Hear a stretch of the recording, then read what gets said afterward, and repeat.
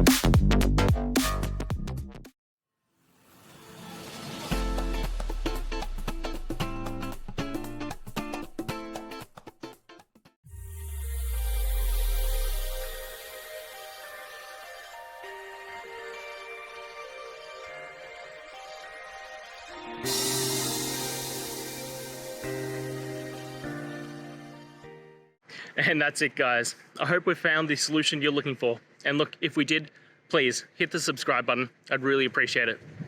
And until the next time you need technical help, I hope you have a good one.